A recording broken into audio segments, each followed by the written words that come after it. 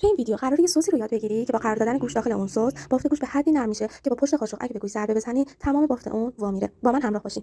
برای اینکه یه بوقلمون تورد و سوخاری داشته باشیم احتیاج داریم به یه دونه تخم مرغ، 2 قاشق آرد، 2 قاشق سس مایونز، 2 قاشق ماست، 2 حبه سیر، نمک، فلفل سیاه، فلفل قرمز، پاپریکا، پودر سیر. مواد رو به خوبی با هم مخلوط می‌کنیم تا یک مایع شبیه به ماست به دست بیاد. حالا گوشت‌های بوقلمونمون رو که بهتره اونها رو نواری خرد کنید یا اگر حبه‌ای هستن اونها رو اگر بکوبید بافت بسیار نرم‌تری خواهید داشت.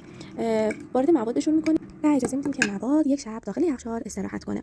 مواد سوغاری رو در بشقاب می‌ریزیم و به اون نمک، فلفل و مقداری پاپریکا اضافه می‌کنیم و مواد رو به خوبی هم می‌زنیم.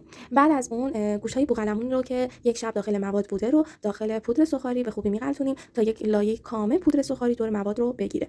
وقتی که گوشت‌های بوقلمون رو داخل پودر سوغاری غلطوندیم اونها رو داخل یک کاغذ روغنی قرار میدیم و می‌بریم که داخل سرخ‌کنمون قرار بدیم. برنامه پخت مرغ رو من انتخاب کردم، دمای 180 درجه و 27 دقیقه زمان کافیه. بعد از اینکه حدوداً 5 دقیقه از زمان پختمون گذشت مقدار روغن رو روی گوشت بوقلمون ها میریزم و اجازه میدم که زمان پخت من کامل بشه و تو این فاصله مرتب بوقلمون ها سر می‌زنم و اگه لازم باشه اونا رو زیر و رو میکنم. نگران جذب روغنش نباشید، مقدار روغنی که اضافه کردید در ته ظرف ته کاغذ باقی میمونه و اصلا جذب بوقلمون ها نمیشه.